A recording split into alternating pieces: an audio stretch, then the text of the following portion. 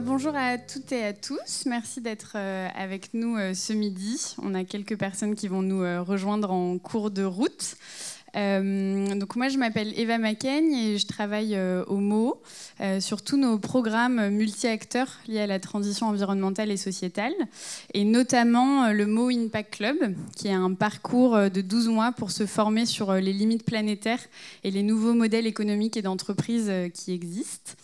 Et on anime certaines de ces sessions avec la CPME, avec André Festou, donc, qui est avec nous aujourd'hui, pour effectivement sensibiliser le plus grand nombre de dirigeants, de dirigeantes sur ces nouveaux modèles.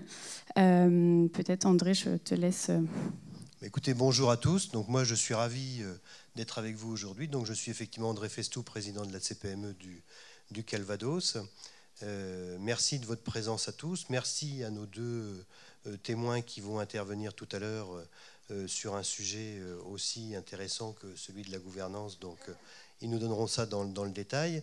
Et puis j'aimerais effectivement revenir un peu sur le partenariat que nous nouons depuis maintenant un petit peu plus d'1 an, je pense, ici avec le MO, où l'année dernière, par exemple, nous avons travaillé sur la RSE, donc tout au long de l'année. Donc ça permet effectivement d'avoir une récurrence pour nos entreprises et de pouvoir aborder des thématiques et des sujets assez variés, et du coup de mutualiser des réflexions qu'on peut avoir les uns et les autres, quoi. Donc aujourd'hui, on va parler de gouvernance. Donc je trouve le sujet vraiment très, très intéressant, puisque aujourd'hui, on voit bien que dans nos modèles économiques sont en train d'évoluer. Un petit peu plus proche. Ah, pardon. Nos modèles économiques sont en train d'évoluer. On parle beaucoup de recrutement, on parle beaucoup de marque employeur. Comment on fait effectivement pour que la richesse humaine intègre et reste dans nos entreprises. Du coup, on parle de partage de valeurs. Donc ça amène effectivement à avoir une réflexion sur les gouvernances, donc qui bouge beaucoup. Et puis ce que j'ai trouvé intéressant aujourd'hui, c'est que nos interlocuteurs qu'on va entendre tout à l'heure vont nous parler d'un système très adapté et qui pourtant n'est pas nouveau, puisque les scopes existent déjà depuis un certain nombre d'années. Mais aujourd'hui, effectivement, c'est quelque chose qui s'intègre bien, j'ai envie de dire, au nouveau paysage de l'entreprise. Donc merci à eux et écoutez, passez un bon moment tous. Merci. Merci beaucoup.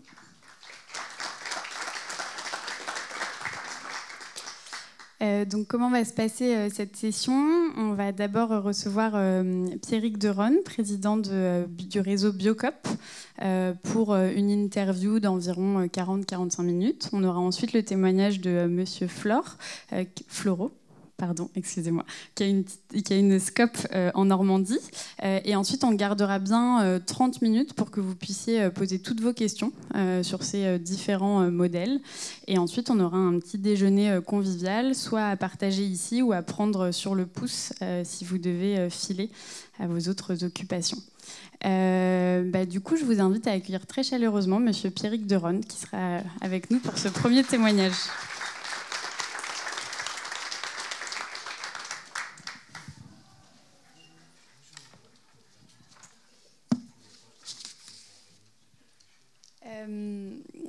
On est ravis de vous avoir avec nous aujourd'hui pour nous parler du coup du modèle Biocop, à la fois dans sa forme de gouvernance assez singulière, mais aussi dans son modèle d'entreprise militante qui fait des choix engagés tout au long de son modèle.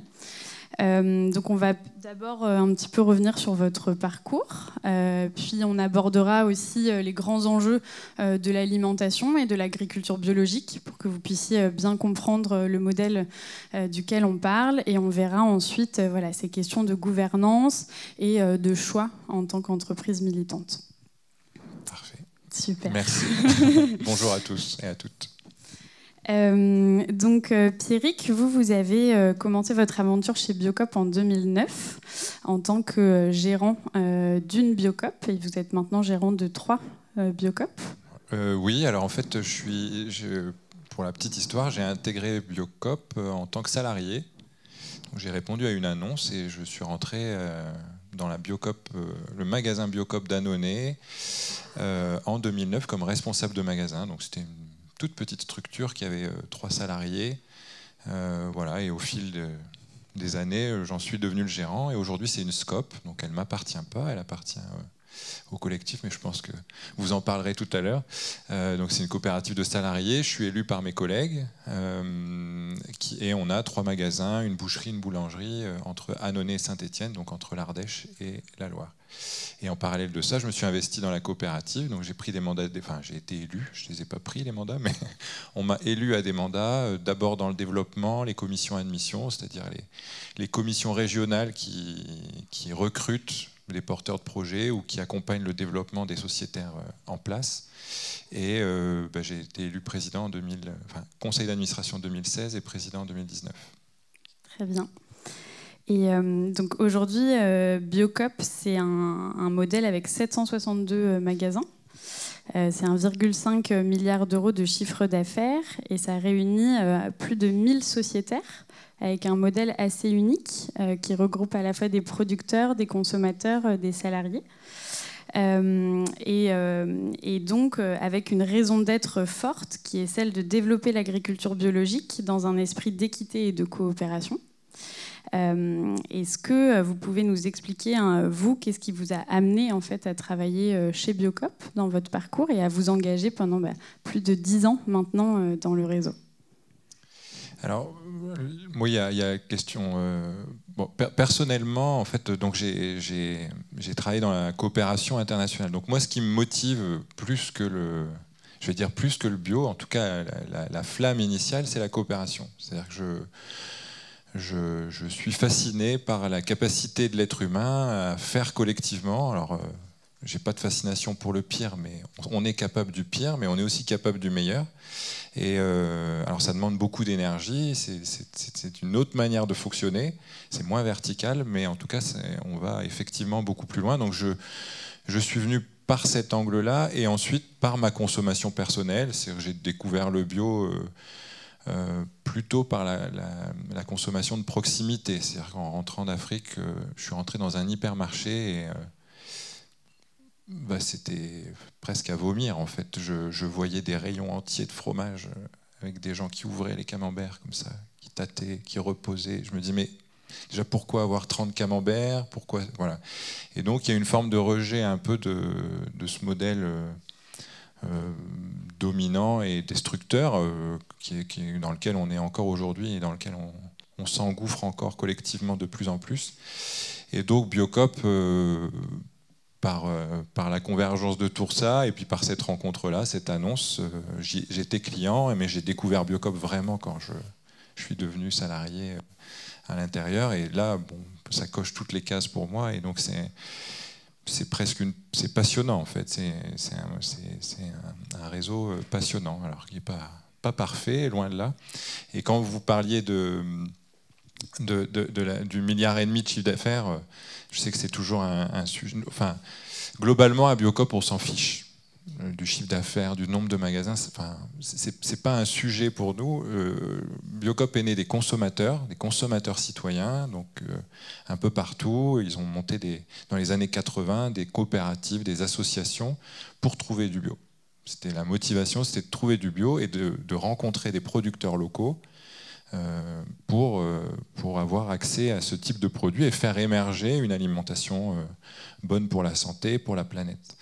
Et ces coopératives et associations ont monté Biocop en 86. Elles se sont rencontrées, elles ont dit tiens, on fait tous la même chose et on va monter une association. Donc Biocop, l'énergie de départ, c'est un projet collectif associatif.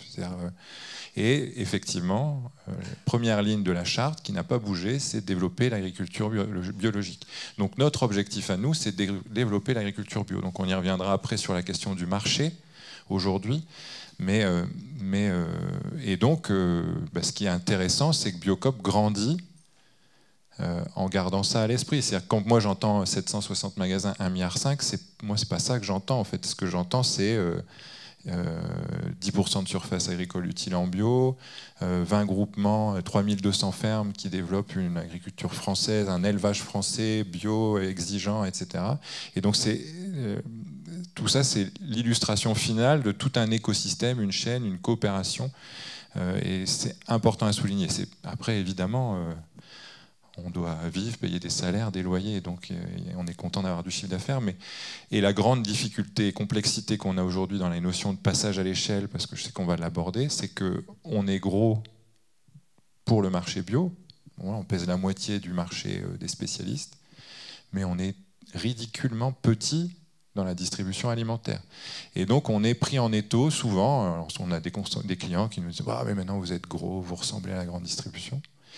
Bon, 1,5 milliard comparé aux 25 milliards de Leclerc, X milliards de Carrefour, etc. Enfin, je veux dire, on n'existe pas, quoi. On est une poussière dans le monde de la distribution. Et donc, voilà, c'est tout l'enjeu qu'on a aujourd'hui, c'est qu'on a besoin de grandir pour développer cet écosystème, et en même temps, il y a une forme de plafond de verre collectif. Et donc, comment on le dépasse, ça fait partie des grands sujets qu'on a. Oui, on va essayer effectivement d'aborder ce thème-là aussi. Et peut-être pour commencer, est-ce qu'on peut revenir un petit peu sur les grands enjeux de l'alimentation ? On sait aujourd'hui qu'on va devoir nourrir bientôt 8 milliards d'individus, mais qu'on ne pourra pas le faire dans une planète avec des sols, une biodiversité et une eau qui se dégradent. Quel est pour vous le rôle de l'agriculture biologique en tant que projet aussi de société ? Déjà, le premier sujet, c'est de connecter ou reconnecter l'agriculture à l'alimentation. Et pour nous, le sujet, c'est l'alimentation. C'est-à-dire d'avoir cette vision globale-là. Et notre alimentation est à la fois le problème et la solution. C'est-à-dire que, alors j'ai plus tous les chiffres en tête là, mais c'est 80% de notre alimentation, c'est 80% de la déforestation dans le monde. Voilà, donc la manière dont on consomme, ce qu'on achète, impacte très directement la consommation et en plus la transition, ou en tout cas l'impact écologique. Et en parallèle de ça, on jette 30% de notre nourriture. Voilà, donc le sujet de l'alimentation est central à ce niveau-là. Ensuite, il y a la question de agricole et consommation. On a un modèle agricole qui n'est pas sorti du paradigme d'après-guerre, qui était faut nourrir tout le monde, et donc la solution c'est le productivisme. Donc en gros les machines et la chimie. Donc il y a toute cette énergie-là, enfin cette transition-là qui était certainement nécessaire après-guerre pour nourrir les gens. On voit bien aujourd'hui que ça ne fonctionne pas. C'est-à-dire qu'on produit trop, on jette. 50% des céréales qu'on produit, c'est pour nourrir des bêtes qui vont ensuite venir être mangées par nous. On déforeste. Et en plus de ça, les paysans ne sont pas forcément mieux lotis. Un tiers qui gagne moins de 350 € par jour. Voilà. Et en parallèle de ça, il y a toute la dynamique création, le développement de la grande distribution et de l'agro-industrie qui pousse à la consommation, à la surconsommation. Moi, c'est ça politiquement qui m'anime beaucoup aussi chez Biocop, c'est comment on apprend à consommer moins mais mieux. Et moi, j'assume clairement la logique de décroissance. Je sais que c'est un mot qui fait peur et qui est profondément dénaturé par... mais la croissance du PIB nous envoie dans le mur. Elle nous envoie dans le mur. Donc on doit accepter cette forme de décroissance pour faire croître d'autres engagements. Effectivement, comment on nourrit 8 milliards de personnes dans le cadre de ce que la planète peut nous donner, oui, c'est un enjeu collectif important. Et là, le bio, parce que le bio, c'est le cahier des charges agronomiques agricoles, la bio, c'est le projet de société, c'est toute cette filière-là et cet engagement-là. La bio est une réponse majeure et essentielle, j'en suis absolument convaincu. Ce n'est pas le cas de nos politiques en ce moment, et en tout cas en France. En Europe, ils l'ont bien compris, mais en France, on est très loin d'avoir compris ça. Mais c'est bien dommage. En tout cas, du coup, les acteurs privés et les entreprises ont un rôle hyper important dans ces transitions. Tout à fait. Ça, on va y revenir, effectivement. Ouais. Et donc, du coup, pour développer cette agriculture biologique de façon coopérative et puis avec beaucoup d'équité, comment est-ce que le modèle Biocop s'est mis en place ? Qu'est-ce que le modèle Biocop, qui est un modèle assez singulier ? Le paradigme de départ, enfin la logique de départ de Biocop, c'est de se dire on fait un écosystème. Donc on ne va pas intégrer des filières. L'idée, par exemple, pas d'intégrer des filières, c'est d'accompagner les producteurs locaux. Je parlais des producteurs locaux qui étaient en lien direct avec les magasins, et on travaille encore avec 7000 producteurs locaux partout en direct. Mais en 35 ans, ce qu'a voulu faire Biocop, c'est de dire ces producteurs locaux-là, mettez-vous ensemble, mettez-vous en coopérative, c'est ça qui va vous protéger et qui va vous permettre d'affronter l'avenir. Donc à la fois dans des négociations commerciales, évidemment qu'un producteur individuel, et ça c'est tous les débats qu'on a au sein de Biocop, c'est-à-dire que dans l'imaginaire d'un consommateur, le local c'est idéal, c'est génial, sauf qu'un producteur local individuel ne porte pas son marché. C'est-à-dire que je vais prendre un exemple en bio, on reste dans la logique bio, mais c'est exactement la même chose sur le conventionnel. Vous avez une surproduction de pommes de terre, chaque producteur va se dire je vais sauver ma peau. En gros, il va se dire il faut que je vende ma production. Donc il va aller démarcher des magasins en individuel et puis il va baisser son prix. Donc le prix de marché, même un prix de marché local autour de Caen, peut s'effondrer uniquement par l'éclatement des acteurs, notamment des paysans qui sont souvent en plus dans une culture individualiste beaucoup plus forte que ce qu'on peut imaginer. Et la logique Biocop, c'est de dire non, on sort de cette logique-là c'est du pain béni pour un distributeur en fait, parce qu'il n'y a rien besoin de faire. On dit juste ok, non, ton collègue il va me vendre moi. Donc vous vous mettez en collectif, ça permet de contrôler un peu le marché, de dire non, nous on baissera pas en dessous de ça, parce que collectivement on estime que le prix de la pomme de terre il doit être à cet endroit-là. Et on a une puissance de frappe commerciale suffisante pour pouvoir tenir ce prix. Et on mutualise aussi des risques. C'est-à-dire qu'une ferme qui s'installe, elle a peut-être besoin d'une rémunération plus importante qu'une ferme qui existe depuis 30 ans, qui a plus d'hectares, etc. Donc au sein de la coopérative peut se jouer aussi un jeu de mutualisation, de vases communicants, d'accompagnement à la conversion, etc. Donc c'est ce qui fait qu'aujourd'hui, on se retrouve avec 20 groupements de producteurs qui sont sociétaires de Biocop, donc qui sont jusqu'au conseil d'administration et qui participent aux décisions. Mais ces 20 groupements ont mis 35 ans à net sur l'ensemble des filières, viande. Voilà. Ces groupements-là, aujourd'hui, sont en danger. C'est-à-dire qu'il y a la moitié des groupements qui ne savent pas, en gros, s'ils vont passer l'année ou les 2 prochaines années, en tout cas dans le cadre actuel, et dans ce qui est proposé. Alors c'est une alerte, parce qu'il n'y a absolument aucun soutien collectif. Et moi, c'est ma plus grande inquiétude. C'est-à-dire que dans un marché décroissant, je me dis, les lois du marché font que, oui, s'il y a trop de magasins, il y en a qui vont fermer. Parce que je pense à ça, à Natexpo, il y a 2 ans, il y avait énormément de kombucha. Donc il y avait énormément de transformations. Tout le monde se mettait à faire du kombucha. Donc j'imagine qu'aujourd'hui, il y aura une petite régulation de marché, que les 50 boîtes qui font du kombucha qui se sont ouvertes dans les 2 dernières années, il en restera peut-être plus que 15 ou 20, j'en sais rien, je ne sais pas comment. Donc ça, c'est normal. Par contre, des filières, c'est un savoir-faire, c'est une question de souveraineté alimentaire, de relocalisation.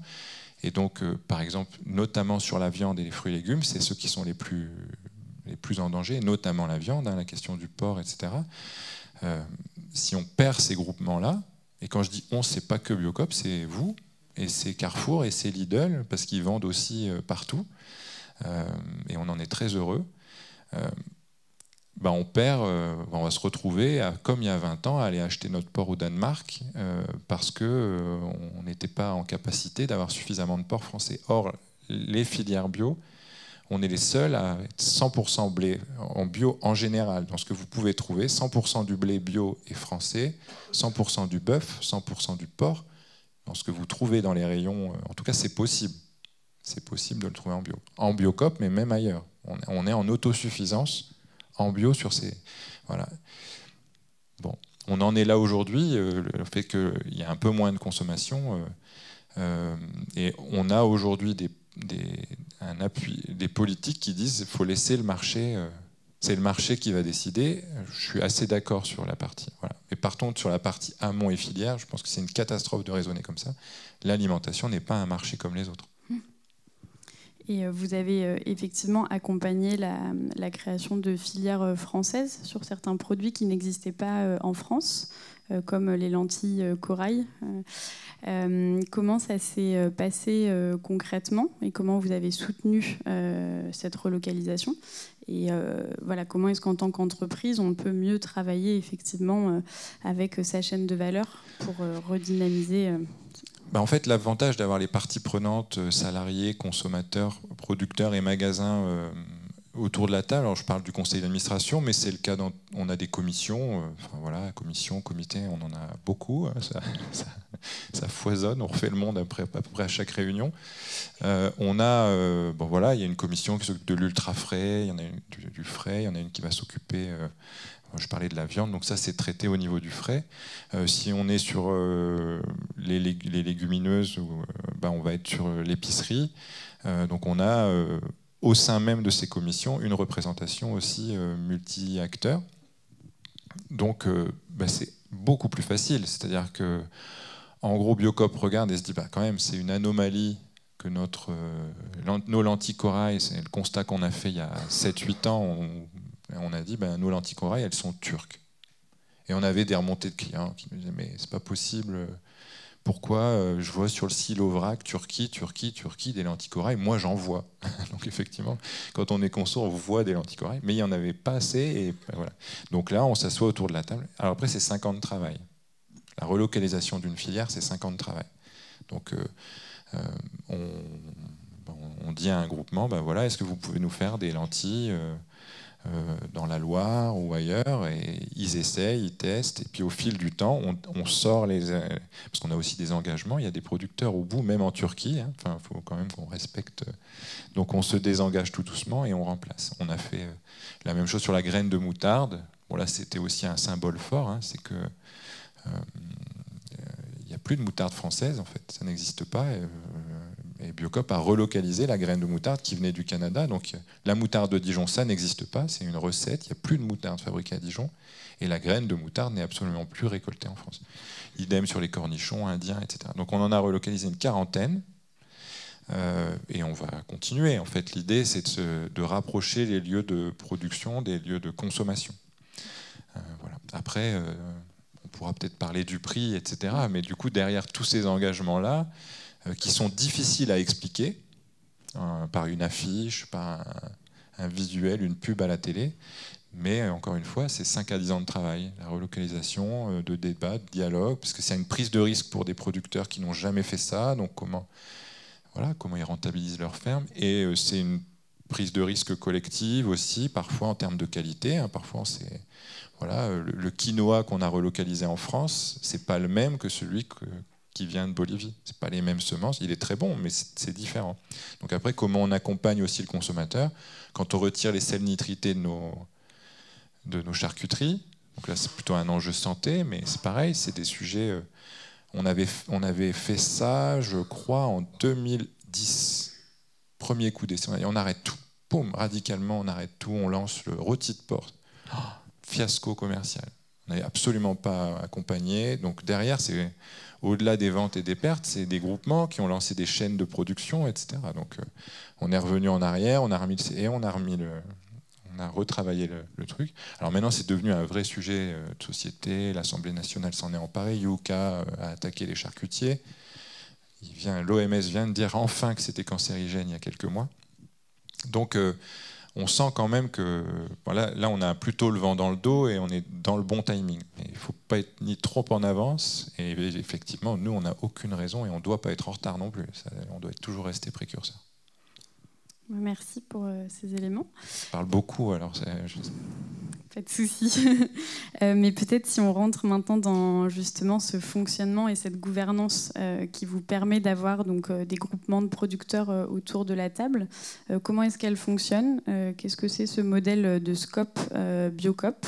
Voilà, si vous pouvez un petit peu nous expliquer ce fonctionnement. Oui. Alors, Donc, d'abord, ce que j'expliquais sur l'histoire de Biocop. Biocop, ce sont des sociétaires. Donc, c'est l'inverse d'une franchise. Je ne sais pas comment. C'est une coopérative, loi 47, qui regroupe des sociétaires. Et en fait, c'est donc Biocop, l'enseigne et les outils qu'on a mutualisés. On a 4 plateformes, Biocop Restauration, on a des services importants. Il y a 1200 salariés qui travaillent pour les magasins et les groupements pour faire en sorte qu'il y ait des produits dans les rayons, en logistique, à l'offre, etc. Biocop appartient à ces sociétaires. Donc en fait, chaque magasin a une voix, chaque groupement a une voix, et voilà. Donc ça, c'est le principe de base. C'est le principe de base d'une coopérative. Ensuite, chaque magasin a ses propres statuts. C'est-à-dire qu'ensuite, derrière, tous les magasins ne sont pas des coopératives.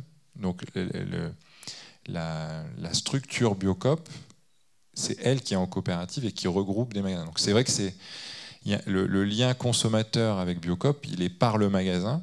Donc le magasin a sa propre vie, sa dynamique de territoire, son indépendance dans ses choix de gestion, son management, ses choix de développement. Alors évidemment, il y a un cadrage collectif.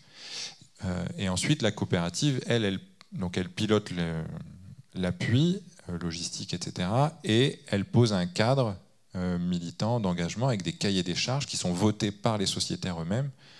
Donc voilà, quand on dit on interdit de vendre de l'eau en bouteille plastique dans les magasins, c'est voté en assemblée générale. 3 mois après, c'est appliqué en magasin. Et là, alors on a eu des réfractaires, il y en a qui les ont gardés quelques années. Mais voilà, ça se met en œuvre. Et donc, bon, après, pour les initiés, on est en loi 47. Donc c'est le statut coopératif de loi 47, assez rigide. Ça reste quand même, en termes de pouvoir, une coopérative de magasins. 85% du pouvoir est détenu par les magasins, mais par le fonctionnement. C'est-à-dire qu'il y a 760 magasins et 20 groupements. C'est une structure, une voie, donc on fait à peu près le ratio. Donc après, on pourrait passer en cycle, trouver des systèmes de collège, etc., pour rééquilibrer un petit peu. Mais voilà un petit peu le fonctionnement global de Biocop. Et ensuite, on a un conseil d'administration qui est l'émanation de cette structure-là. Donc dans le conseil d'administration, il y a 8 magasins, 2 paysans, un consommateur, un salarié, et là en l'occurrence c'est le président. Des commissions, pareil, où les gens sont impliqués. Et on a une gouvernance bicéphale, donc un CA président et un comité de direction directeur général qui, lui, a en gros les clés du camion. C'est-à-dire que c'est lui qui gère l'entreprise, qui pilote l'entreprise dans sa communication, dans son offre, etc. Donc les sociétaires fixent le cap, définissent la stratégie, vérifient que le travail est bien fait, et ensuite, on a une personne... Enfin, pas toute seule, mais on a en tout cas un mandataire social qui gère l'entreprise. Et cette double vue est hyper intéressante. Enfin, en tout cas, moi, c'est aussi la vision que j'ai dans ma structure qui est en scope. C'est de faire en sorte que les réflexions politiques, les engagements stratégiques ne pénalisent pas l'activité court terme de l'entreprise. Dit autrement, on a besoin de stratégie, mais la stratégie, c'est un temps qui est différent du temps de la décision et du court terme. Voilà. Je ne sais pas, en ce moment, il faut réexpliquer aux consommateurs ce qu'est Biocop, etc. Donc il faut communiquer. Et ça, c'est des sujets qui créent de la tension, parce qu'en fait, stratégiquement, on dit tous oui, on veut communiquer. Donc il faut envoyer des pubs. Et puis après, derrière, on se dit oui, mais alors attends, moi je suis contre la télé. Ou alors, si c'est la télé, je veux bien, mais pas sur TF1 ou pas sur CNews. Donc en fait, on est donc il y a ce temps, et c'est hyper important de se poser ces questions-là. Hein. Je dis ça avec un peu d'ironie, mais fondamentalement, c'est hyper utile et hyper important. Ça garde le côté militant. Par contre, on ne peut pas non plus demander aux dirigeants de l'entreprise de lui dire attends qu'on se mette d'accord. Voilà. Donc à un moment, où est-ce qu'on place la liberté du directeur général de l'entreprise, de dire tu nous sors de l'ornière là, on a besoin que tu communiques. Donc après, c'est le conseil d'administration qui parfois dit non, mais ok, il y a ces débats-là, mais tu fonces, tu vas là, tu fais ça, etc. Tu fonces pour faire bouger l'entreprise. Donc là, c'est de la communication, mais c'est pareil pour tous les sujets. C'est-à-dire qu'elle, voilà. Bon, après, le DG peut se planter, peut faire un truc, ça peut remonter, les sociétaires, on n'était pas d'accord, mais après, on assume collectivement le fait que, au moins, on a essayé, on s'engage, on y va, etc.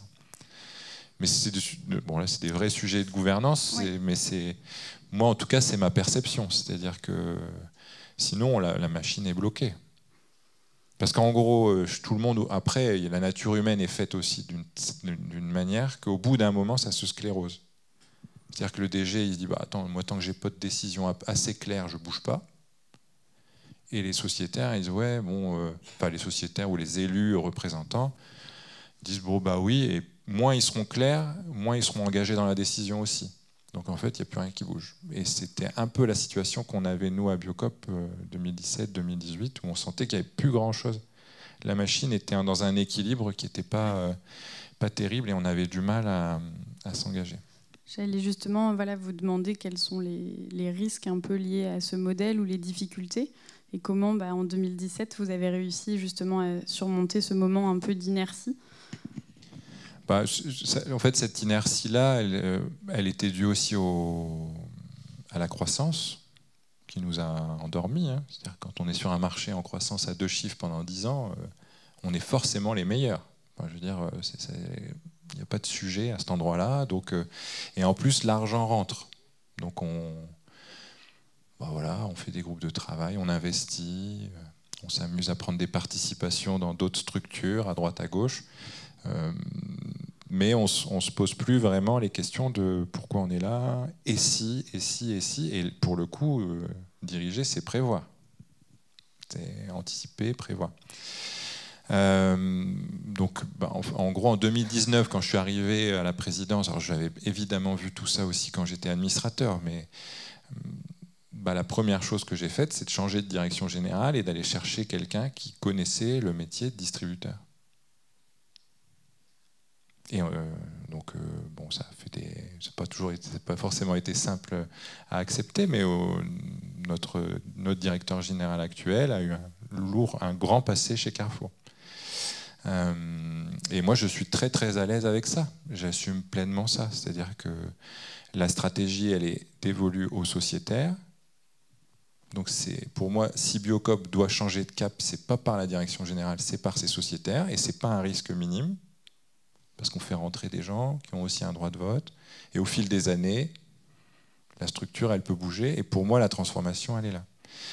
Ensuite, le DG, il doit s'acculturer, évidemment. Et en plus, c'est pas parce qu'il vient de Carrefour qu'il n'est pas engagé, volontaire, militant, etc. Je me souviens que son prédécesseur avait dit, un sociétaire lui avait posé la question, et il a dit, mais vous venez de cet endroit-là, vous n'êtes pas... Il dit, mais vous pensez, il y a 20 000 salariés chez Carrefour, vous pensez que les 20 000 salariés sont tous des abrutis qui ne se posent pas des questions sur... Voilà. Et j'ai trouvé cette réponse assez impactante et intéressante. Mais en tout cas, c'est de se dire, on veut une forme de professionnalisme, évidemment engagé, mais notre métier, en tout cas le métier, ce qu'on demande à un directeur général, c'est bien d'avoir des produits, de les livrer au bon prix, au bon endroit, voilà. Et ça a porté ses fruits. C'est-à-dire qu'aujourd'hui, Biocop est le réseau bio le moins cher du marché. Et pas au détriment du projet. Évidemment, ça reste dans le cadre. Mais oui, quand les fournisseurs viennent nous voir pour négocier, on négocie. Jusqu'à peu, on disait oui. Voilà, c'est plus 5%. Ah bon, d'accord. Voilà. Mais parce qu'il y avait de la croissance, parce qu'on était... Et que c'est pas facile de sortir d'un écosystème. Mais voilà. Et donc là, aujourd'hui, on discute, effectivement, et ça nous permet de nous repositionner sur l'aspect commercial, etc. Et voilà. Très bien. Et justement, c'est donc ce modèle qui vous permet de garder un cap qui est assez fort, parce que vous vous revendiquez comme entreprise militante. c'est-à-dire avec un catalogue de produits très engagé. Vous renoncez à certains produits, comme le plastique, effectivement, dont vous avez parlé, ou certains produits ultra transformés. Alors peut-être nous partager quels sont ces engagements forts, un peu votre ligne de route que vous avez pris. Et puis, concrètement, voilà, en tant qu'entreprise, comment est-ce qu'on arrive à garder ce cap qui est parfois très militant, tout en stabilisant quand même un modèle avec des investissements qui sont là, des gens à payer. Déjà, le parti pris de Biocop, c'est de se dire que le catalogue produit, enfin, on n'est pas un distributeur, on est un sélectionneur. Enfin, le distributeur, en tout cas, doit sélectionner et faire une offre, une proposition à des consommateurs. Après, il rencontre une consommation ou pas, mais... Et donc, très vite, en 1993, on a monté la convention produit, donc un cahier des charges produit. Parce qu'on estime que notre offre en magasin, elle est politique. C'est-à-dire que tous les produits qui sont proposés, ça s'incarne dans la marque Biocop aujourd'hui, hein, c'est-à-dire qu'on a mis un peu de bleu partout là, dans les rayons, elle doit incarner quelque chose qui ne se trouve pas ailleurs. C'est-à-dire que ça doit être équitable, français, bio évidemment, voilà, avec le plus d'engagement possible qu'on ne trouve pas ailleurs. Donc cette question du catalogue politique, elle est importante dans la structuration, parce que en bio, dans le cahier des charges bio, je ne sais pas si vous savez ça, mais un produit peut être labellisé bio s'il est à 95% bio. Donc dans les 5%, vous pouvez retrouver des arômes non bio, des additifs, certains additifs, il y en a beaucoup moins qui sont autorisés en bio, mais voilà. Et donc très vite, au début, l'idée, c'était d'avoir des produits bio, parce qu'il n'y en avait pas. Et vous avez une rémanence de ça dans les magasins Biocop. On a des étiquettes vertes pour les produits bio, orange pour les produits qui ne peuvent pas être bio, type sel, poisson sauvage, et blanc, c'était ce qui n'était pas bio. Et au démarrage de Biocop, il y avait moitié du magasin qui avait des étiquettes prix en blanc, parce qu'il n'y avait pas suffisamment de produits, donc on allait notamment, l'emblématique c'était le sans gluten, on avait des produits chars qui n'étaient pas bio, qui sont restés longtemps dans les rayons, parce qu'on avait du mal à avoir des fournisseurs qui nous faisaient du sans gluten bio. Et ensuite, on a été plus loin, on s'est dit, nous on veut le 100% bio, donc nos produits doivent être 100% bio. Donc arômes, on a fait la chasse aux arômes, à la lécithine de soja qui avait un risque OGM si elle n'était pas bio, etc. Donc ça, notre expertise, elle est dans le produit. Et ensuite, en plus de ça, quand je dis politique, il y a à la fois sur le produit pur et sur ce qu'il représente. Donc on a mis de la radicalité. Donc assez vite, je crois que ça fait 15 ans maintenant, ou un peu plus, on s'est dit on va respecter les saisons sur les fruits et légumes. Alors c'est marrant, je vous vois hocher la tête, etc. Mais en même temps, on est les seuls à le faire aujourd'hui. On est les seuls à le faire. Et moi, je trouve ça désespérant. Désespérant. C'est-à-dire que... Et pour le coup, les consommateurs, on les embarque quand même pas mal. C'est-à-dire que les réactions des sociétaires à l'époque, c'est « Oui, mais moi, je vends 3 tonnes de courgettes en décembre. » Effectivement, il y a un enjeu commercial à court terme. Et puis, on n'est pas dupes. Les gens ne trouvent pas de tomates en hiver, mais ils vont l'acheter en face ou quand ils veulent quand même faire un couscous d'été en janvier, donc ils vont chercher leurs courgettes en face. Mais en tout cas, ça n'a pas déstabilisé les magasins, et au contraire, ça a créé de l'engagement, de la fidélité et de la confiance dans l'enseigne. Voilà. Après, au fil des années, tout ça, ça a progressé. Donc maintenant, c'est 100% bio, c'est acquis, en tout cas pour nous. On a mis un peu de la radicalité sur les transports, sur la saisonnalité, sur les sélections de produits. Maintenant, le coup d'après, c'est la transition écologique. Et donc, on a un projet, donc depuis 18 mois, on a fait un diagnostic scope 1, 2, 3 sur l'impact de Biocop, mais de la fourche jusqu'au frigo des magasins. Et moi, quand j'entends les grands distributeurs dire nous, on a 2 axes pour répondre à la transition écologique, c'est qu'on va baisser la lumière, éteindre la lumière et baisser le chauffage, et puis on va mettre la pression sur nos fournisseurs. C'est ce qu'a dit Carrefour. Hein. En gros, c'était de dire nos fournisseurs, il faut qu'ils soient dans la trajectoire des 1,5 degré de Paris, sinon on les déréférence. En fait, il y a deux grands impacts dans notre analyse. C'est les produits. Donc, par exemple, si demain, et ça fera forcément des engagements pour Biocop, mais si demain on réduirait fortement notre impact sur l'ensemble de la filière si demain notre café, notre cacao était complètement et 100% issu d'agroforesterie. Donc on en a, les produits à marque Biocop issus d'agroforesterie. Alors après, si on passe à 100%, ce ne sera plus du tout les mêmes prix en rayon. C'est-à-dire que, voilà. Mais en tout cas, là, on aurait un impact assez fort. Et ensuite, l'autre sujet, c'est le transport. Et notamment le transport des clients jusqu'au magasin, qui a un impact énorme. Quand on prend sa voiture, qu'on fait 10 bornes pour aller acheter 5 kilos de fruits et légumes, rapporté au kilo de fruits et légumes, l'impact de la voiture est plus important que l'ensemble de la production de ces 5 kilos de fruits et légumes. Voilà. Bon, après, là, on rentre sur des sujets qui dépassent Biocop, mais en tout cas, comment on arrive à s'engager dans cette direction-là. Et prendre effectivement tout l'acte d'achat dans la mesure de l'impact. Ouais. Et justement, là, vous avez évoqué cette question du prix, parce qu'on sait que sur le bio, un des premiers freins, c'est la question de l'accessibilité du prix. Et de l'autre côté, on a aussi un sujet en France de la rémunération juste des agriculteurs et des agricultrices. Comment est-ce qu'on essaye de résoudre cette équation assez complexe? Quelles sont les variables chez vous, chez Biocop?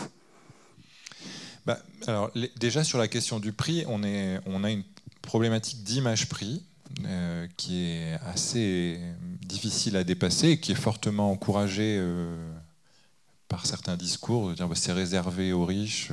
Voilà. Donc du coup, en fait, cette idée reçue-là, elle est véhiculée.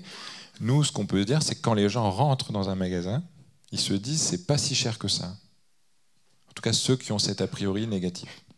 Et aujourd'hui, alors en plus, le cadre inflationniste est très propice, enfin est très favorable au bio parce que il y a 2 fois moins d'inflation en bio qu'en conventionnel, et ça va durer encore.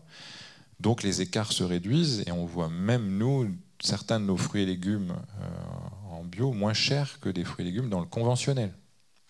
Et ça, c'est dû justement à cet écosystème-là. C'est-à-dire que le fait qu'on soit plus sur des circuits courts, directs, ou avec des groupements, qu'on soit dans des conventions de commerce équitable, tripartites avec le transformateur, fait que la spéculation n'a pas sa place. Et on sait bien qu'une partie de la hausse, alors il y a une partie qui est liée à l'énergie, etc., mais quand Coca demande 30% d'augmentation dans les négociations avec Leclerc, je ne pense pas que ce soit lié à la hausse du prix du sucre, quoi. Donc on sent bien qu'il y a des profiteurs. Enfin, forcément, dans ces moments-là, il y a de la spéculation, qui est beaucoup moins forte, voire quasi inexistante, en bio. Donc déjà, voilà, nos pâtes, nous, chez Biocop, sont moins chères que les barils-là. Donc, après, voilà. Donc déjà, essayer de casser cette idée reçue. Et ensuite, la question du prix, elle se pose dans une évolution de l'alimentation. Il y a une grande cohorte qui est analysée, qui s'appelle Nutrinet à l'échelle européenne. Donc je crois que ça fait 6-7 ans. Alors il y a des analyses qui vont être rendues au fur et à mesure, mais en gros, ils comparent des consommateurs bio et des consommateurs non bio, et ils regardent concrètement, est-ce qu'ils sont en meilleure santé, et ce qu'on voit déjà, c'est que le consommateur bio mange différemment. Il mange moins de viande, il mange plus végétal, etc. Donc, et moi, je parle de prix juste à cet endroit-là. C'est-à-dire que je pense que les prix en bio sont les prix les plus en adéquation avec la réalité de la production, etc. Du porc à 3 € le kilo, ça n'est pas possible. Ça n'est pas possible. Alors après, quand on vient me dire, bah oui, mais vous, votre côte de porc, elle est 18 €, moi je la trouve à 7 €. Il n'y a rien de pire que le porc conventionnel en termes de productivisme et de surconsommation. Et voilà. Et donc, effectivement, on compare ce qui est incomparable. Donc oui, le porc est plus cher, et beaucoup plus cher en bio, mais je pense que c'est vraiment la réalité. Et ça peut permettre justement de consommer moins mais mieux. On est sur des prix beaucoup plus réalistes. Après, dès qu'on va vers des produits bruts, franchement, les écarts, ils deviennent de plus en plus minimes. Voilà. Mais oui, consommer une pizza surgelée, et si on la compare en bio avec la Buitoni premier prix, oui, il y a des écarts, ça c'est sûr. Vous abordez donc effectivement aussi la question du changement d'habitude, de comportement. Est-ce que selon vous, c'est le rôle des entreprises de prendre effectivement cette éducation progressive du consommateur, ou est-ce qu'on a aussi un rôle plus global à jouer dans la société? Le rôle des entreprises. Alors, moi, je pense que les entreprises tièdes ou apolitiques vont disparaître. Donc là, on est dans un moment de foisonnement, ce qui est normal, hein, c'est qu'il y a des enjeux qui sont forts, qui c'est fait avec plus ou moins de sincérité, mais et donc on voit émerger les bicorps, entreprises à mission, impact, etc. C'est normal qu'il y ait ce foisonnement-là. Il y a une partie qui va être utilisée comme du greenwashing, d'autres avec plus de sincérité. En tout cas, ce qui est sûr, c'est que les entreprises qui n'entrent pas dans une dynamique comme ça et de manière plus profonde, elles vont disparaître à échéance. Et moi, je pense que le rôle de l'entreprise, on a des enjeux globaux qui sont majeurs. On a des politiques qui ne savent pas planifier. Or, on aurait besoin de planification. Il y a des débats sur le nucléaire, enfin sur l'énergie, notamment le nucléaire. Il y a des débats sur l'alimentation. Là, on nous explique qu'en gros, il faut réautoriser tous les pesticides parce qu'on va dans le mur. Mais ça demande une planification. On ne va pas sortir du nucléaire en 5 ans. On ne va pas passer aux 80% de bio en 2 ans. Donc il y a cette planification-là, il y a ces enjeux de transition. Et ensuite, on fait peser sur le consommateur la quasi-totalité, ou sur l'individu, la quasi-totalité de la transition. Donc on lui explique que pour l'énergie, il faut moins se chauffer, il faut mettre des pulls à col roulé. Et on va le pointer du doigt parce qu'il a pris l'avion, on va le pointer du doigt parce qu'il mange de la viande.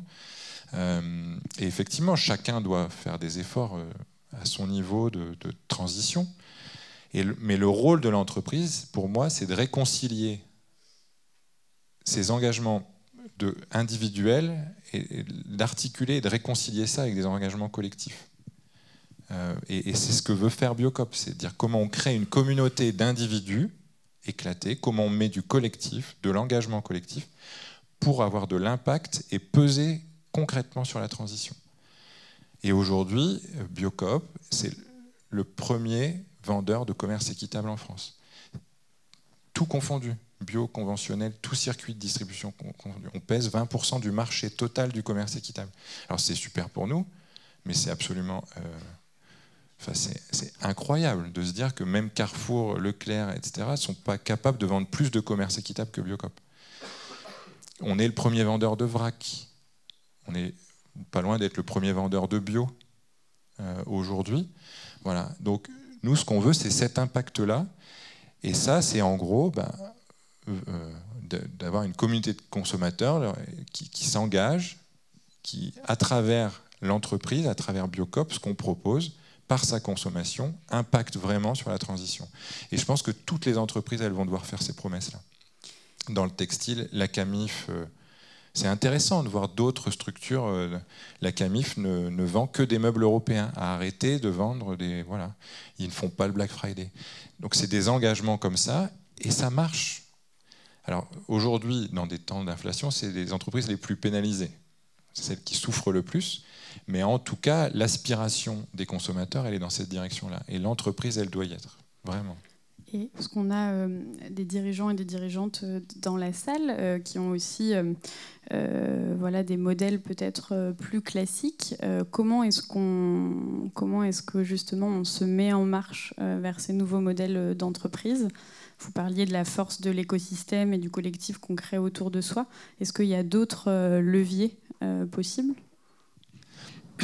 Alors, pas facile comme question, mais... Non, elle est un peu générale, parce qu'après, mais c'est pas... Moi, la question collective, coopérative, etc., franchement, c'est qu'un moyen. Voilà, statut fait pas vertu, ça y contribue, évidemment, une fois que c'est dans les statuts, mais moi je crois beaucoup dans la force des dirigeants.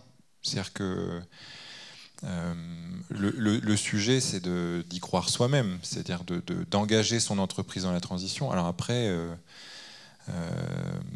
ce qui n'est pas évident, c'est quand on est notre business model est basé sur un business du passé. Voilà, là j'ai Total qui me traverse l'esprit, mais je comprends que c'est difficile pour Total.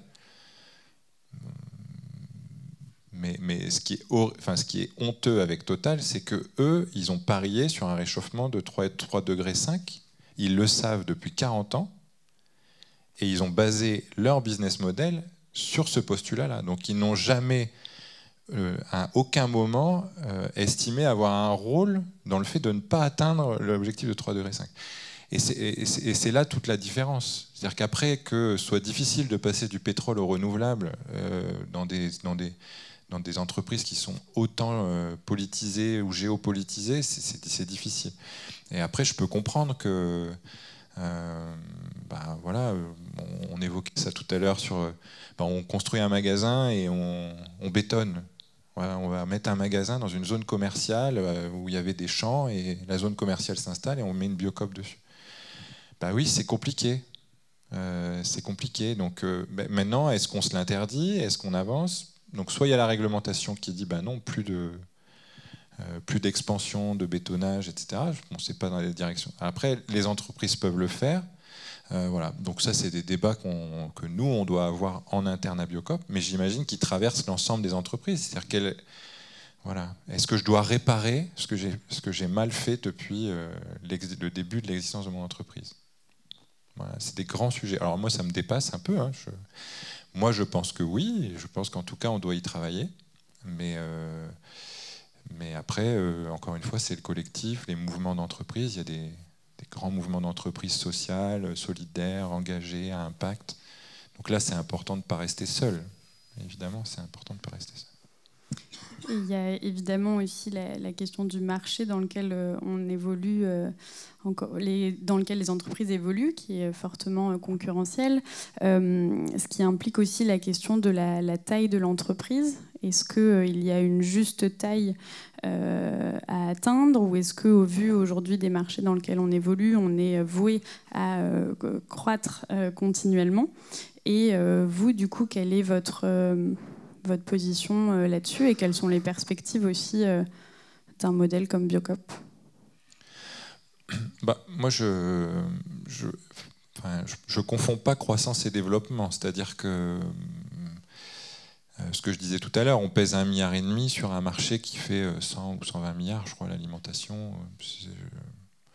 Donc on a du potentiel, et moi je suis pas mal à l'aise avec l'idée que demain Biocoop pèse 3, 4, 5 milliards. Franchement, ça ne me choque pas du tout. Après, il y a la question de l'organisation.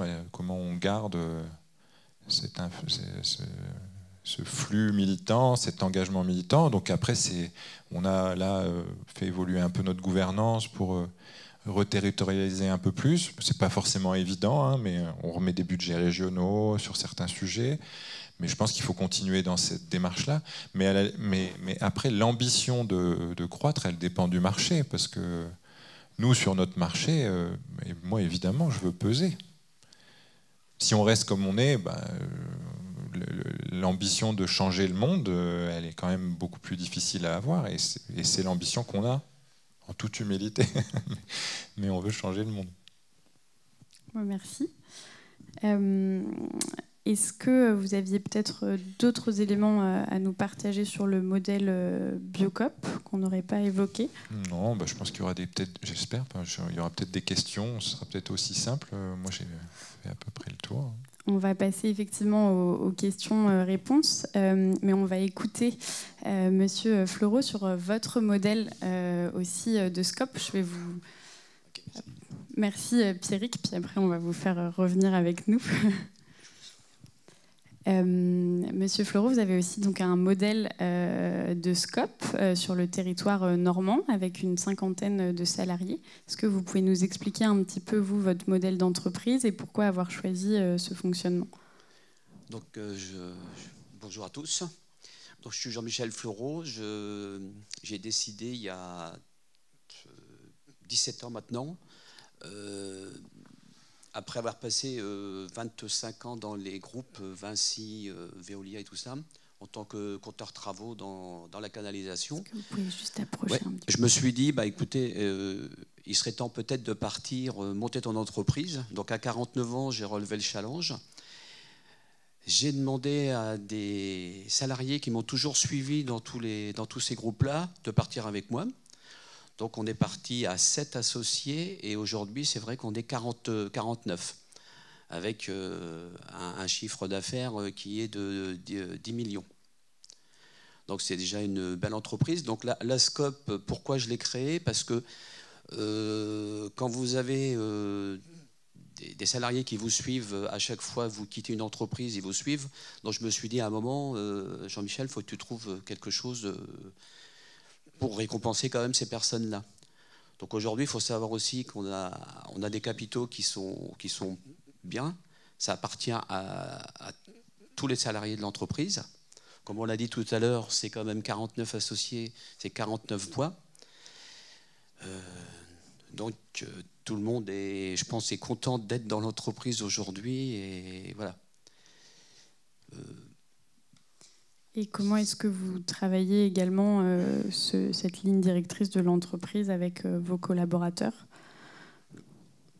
La ligne directrice, vous savez, l'entreprise, c'est une entreprise normale comme les autres dans lesquelles j'ai passé quelques années. Il faut quand même aussi un dirigeant quand même qui puisse répondre sur ces appels d'offres. Il faut s'entourer de compteurs travaux, de gens de chantier. Et bon, voilà, c'est aussi un travail. Qu'est-ce que je peux vous dire sur les scopes? Moi, j'arrive en fin de course aussi. Justement, oui. Ouais. Qu'est-ce que... Alors, la transmission, l'entreprise ne m'appartient pas. Hein, elle appartient à 49 personnes. Aujourd'hui, j'ai pris un compteur travaux qui va prendre ma place au 30 juin. Il faut essayer aussi de pérenniser cette entreprise. Je ne l'ai pas montée en 2006 pour me dire, voilà, 2023, on arrête tout. Ce n'était pas du tout le but cherché. Je pense aussi que les scopes, ça peut être aussi un bon... J'ai pas mal de copains qui sont dans les travaux publics aussi, qui arrivent aussi en fin de carrière. Et pour la transmission, ils me posent des questions. Et c'est vrai que je trouve que c'est bien de pouvoir, quand vous êtes patron d'une entreprise, vendre votre entreprise à vos propres salariés. Je trouve que c'est une bonne chose. Toutes les personnes sont là, connaissent le travail. Et on en voit de plus en plus quand même. Merci beaucoup. Oui. Est-ce que vous aviez d'autres choses à nous partager sur ce modèle et votre activité? Le modèle des scopes, vous en entendez parler souvent. On a entendu parler de la Générale Sucrière, ils voulaient repartir aussi en scope. Il y a pas mal de... Quand on voit qu'il y a des problèmes dans les entreprises, je sais que la fédération intervient pas mal pour essayer de repartir avec des entreprises qui ont des problèmes, essayer de les faire repartir en scope. Bon, c'est pas toujours facile, vous l'avez dit tout à l'heure, faut aussi quelqu'un qui puisse tenir toutes ces entreprises-là. Et il faut aussi des capitaux. Donc, voilà. Donc l'avantage des scopes aussi, on va retrouver ce qu'on n'a peut-être pas ailleurs, c'est la convivialité quand même. Vous n'avez pas de turnover parce que les gens se sentent bien dans l'entreprise. Ils sont salariés et quand même patrons. Donc, quand ils vont travailler le matin, et ils savent que la Soulotte, le travail, il faut que ça soit bien fait. On n'a pas les moyens de revenir. Voilà. Je dirais aussi que dans le Calvados, on est quand même bien connu. On a aujourd'hui tous les marchés de renouvellement de Caen-la-Mer. Donc c'est déjà c'est déjà très bien. Les élus m'ont fait confiance. Et donc aujourd'hui, je pense que c'est une entreprise où il fait bon y vivre. Avec une envie d'engagement, effectivement, sur le long terme. Tout à fait. Donc il faut savoir aussi qu'une scope, ça ne se vend pas, ça se retransmet.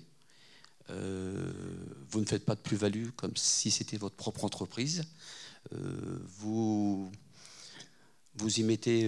alors, nos capitaux, aujourd'hui, sont pas loin de 1 million d'euros. Donc ce million d'euros, il appartient à tous les associés. Généralement, c'est l'argent que, quand on fait la clé de répartition, alors on a peut-être, nous, une clé de répartition qui est un peu bizarre, mais on redistribue 16% en dividendes, 15% qu'on met dans la réserve légale, 1% dans le fonds de développement, et on donne 68% en part de travail. Donc ça fait des grosses sommes d'argent. Donc je demande aux associés, c'est de réinvestir en prenant des parts sociales dans l'entreprise.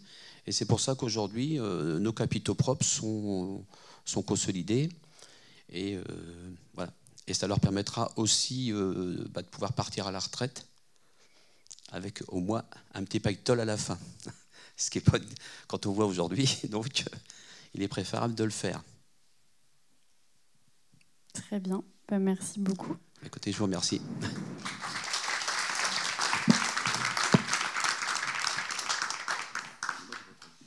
Merci beaucoup. Puis on va passer au temps des questions-réponses. Pierrick, vous pouvez nous rejoindre à nouveau. Bonjour. Je voudrais vous poser une question sur justement le modèle grande distribution. Vous avez évoqué le fait que vous vous inscrivez aussi dans une transformation de société et dans le rôle que vous jouez par rapport aux consommateurs. Est-ce que vous êtes convaincu que justement le modèle grande distribution reste un modèle d'avenir, ou est-ce que c'est pas un modèle qui est déjà entre guillemets périmé, le fait d'avoir une masse un fonctionnement extrêmement global, voilà, le fonctionnement de grande distribution, est-ce que pour vous ça reste un modèle d'avenir, ou est-ce qu'il ne faut pas le repenser autrement ? Il y a deux niveaux de réponse selon moi. Économiquement, malheureusement, oui. Enfin, ça reste un modèle d'avenir. Je ne sais pas si j'irai jusque-là, mais en tout cas, ça reste un modèle très rentable, intéressant, parce qu'il est dans cette logique de surconsommation et donc de réponse à l'aspiration primaire de n'importe quel consommateur d'avoir le plus possible, le moins cher, etc. Et ils ne sortent pas de cette logique-là. Après, politiquement, évidemment, enfin politiquement et sociétalement, évidemment que non. Enfin, voilà. Et là, nous, notre rôle, c'est de créer une alternative, de dire, regardez, tournez la tête, il existe autre chose, et on est loin d'être les seuls à être dans des démarches différentes.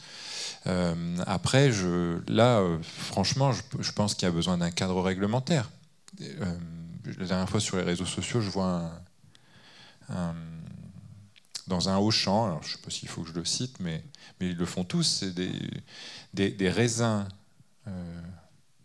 décrochés de leur grappe,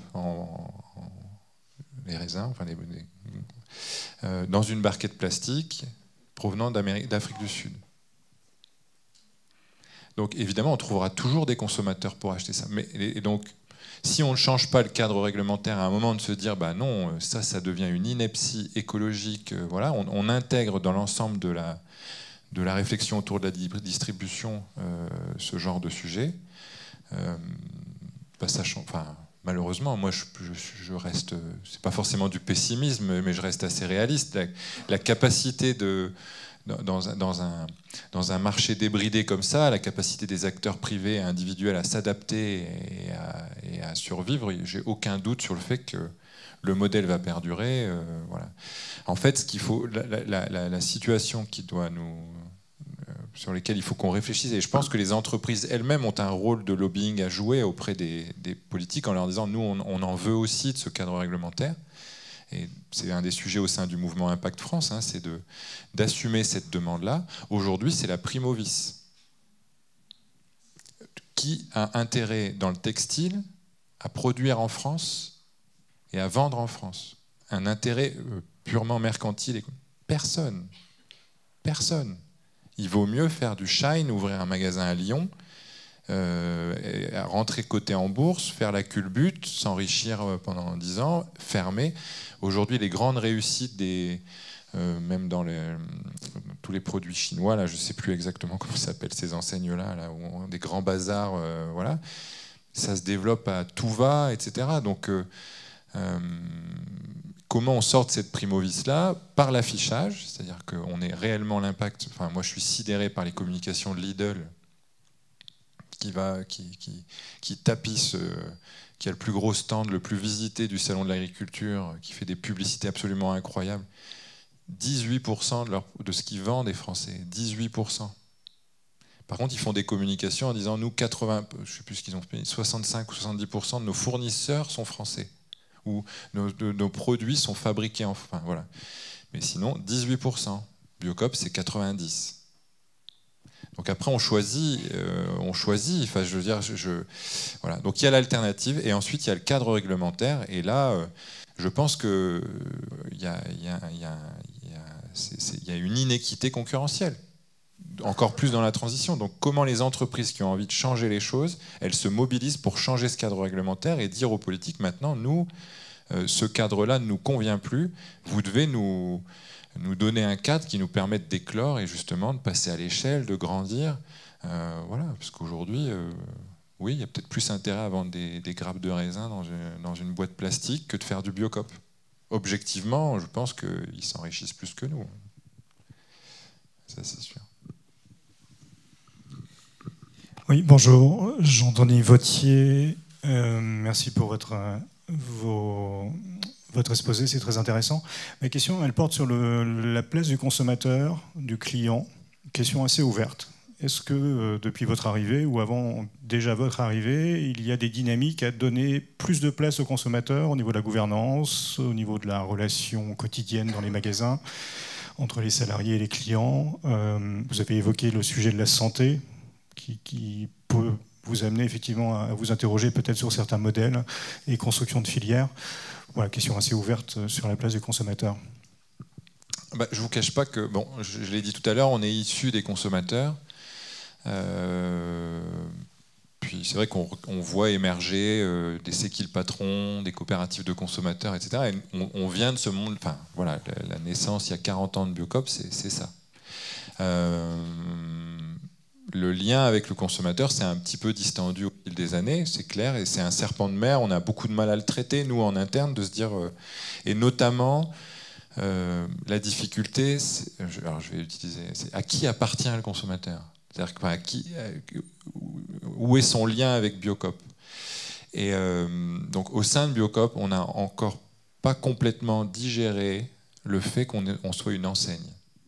Et c'est difficile pour une coopérative. C'est-à-dire qu'on a effectivement le lien entre le consommateur et le magasin, celui-là il est immuable, il est géré de manière différente. Je pense qu'il y a des magasins qui sont plus proches de leurs consommateurs que d'autres. Enfin, voilà, après, chacun est différent dans son lien même commercial, carte de feed, pas carte de feed. Enfin, voilà, il y a des liens, même dans l'implication. Il y a des magasins qui sont des COP de conso. Il y en a même qui font goûter des produits, sélectionner des produits, qui mettent en place des groupes de dégustation, des cours de cuisine. Il y a des assos de conso qui viennent, etc. Donc, chacun a son lien un peu différent. Et tant que c'était dans ce modèle-là, bah, ça fonctionnait plutôt bien. Maintenant, au fil des années, on a créé une enseigne qui nous dépasse individuellement. Moi, je suis arrivé donc c'est Bionacelle, parce que je ne sais pas si vous savez, mais les frères Montgolfier sont nés à Annonay, et donc le premier vol de Montgolfière a lieu à Annonay en Ardèche. Donc Bionacelle, moi en 2009, il n'y avait pas Biocop sur la façade. Il n'y avait pas Biocop sur la façade, il n'y avait pas Biocop sur les produits. C'est arrivé 2013, 2014. Et les enseignes bleues avec Biocop sur tous les magasins, c'est il y a 3-4 ans. Et aujourd'hui, parce qu'il y a du positif, on s'est dit, bah, super, on a une marque, une enseigne qui est connue des gens et qui est vectrice de confiance. Donc profitons-en. Mettons-le sur l'enseigne, mettons-le sur les produits. Donc ça, c'est évidemment une force. Et voilà, on est souvent très bien classé dans des classements d'enseignes préférées, etc. Malgré notre taille, etc. On est lisible, voilà. Et en même temps, en termes de dynamique de lien au territoire, de lien au consommateur, c'est plus difficile. Parce qu'on se dit, mince, voilà, alors est-ce que le consommateur, son lien, c'est que avec le magasin à 100%, on reste comme on est, ou alors on se dit, le consommateur peut avoir un lien avec l'enseigne. Et dans ce cas-là, forcément, individuellement, chaque sociétaire, ça lui échappe. Et est-ce qu'on ne va pas rentrer dans des logiques de marketing ? C'est ces débats-là, en fait, fondamentalement qu'on a. C'est-à-dire que si demain, le lien, une partie du lien avec le consommateur est organisée ou orchestrée par l'enseigne, quand je dis ça, on va rentrer, oui, vous allez recevoir des mails. C'est déjà un peu le cas, mais c'est toujours à discrétion du magasin. Aujourd'hui, c'est le magasin qui dynamise sa communauté. Moi, là, c'est juste pour poser le sujet. Moi, ma perception, c'est que le consommateur doit pouvoir devenir demain sociétaire de Biocoop enseigne. Type Fnac, j'en sais rien, mais créer un lien communautaire entre... On a 4 millions de familles, de foyers qui rentrent dans un magasin Biocoop chaque année. Et cette puissance-là, en fait, on ne s'en sert pas. On ne l'utilise pas. Et il y en a d'autres, comme c'est qui le patron, ils sont 10 000 et on a l'impression qu'ils sont en train de marcher sur Paris là, et de révolutionner toute l'agriculture française. Donc, mais en même temps, c'est bravo. Bravo à eux. C'est que nous, on n'est pas super bons. Donc ça fonctionne de manière locale. Et voilà. Donc après, tout le sujet, c'est comment est-ce que c'est une carte de... faut pas que ce soit qu'une carte de fidélité nationale. Parce que ça, si c'est que ça, c'est très réducteur. Mais comment on amène l'aspect communautaire, comment on crée du lien, comment les gens votent, s'impliquent, voilà. Et pour le coup, c'est qui le patron, c'est vachement bien fait. On remplit un questionnaire, on se dit tiens, on comprend à peu près comment est construit le prix, c'est intéressant. Et en fait, c'est d'arriver à ouvrir nos portes à cet endroit-là. Mais là, ça reste que ma perception et mon ambition personnelle. Je suis pas sûr que ce soit complètement partagé avec l'ensemble du réseau. Donc ça va mettre encore un peu de temps, mais faut qu'on bouge. Évidemment, faut qu'on bouge parce que en plus, les consommateurs sont les premiers stimulants de Biocoop. Évidemment que c'est par les consommateurs dans les magasins qu'on se prend nos contradictions. Voilà. On a aussi beaucoup d'injonctions contradictoires.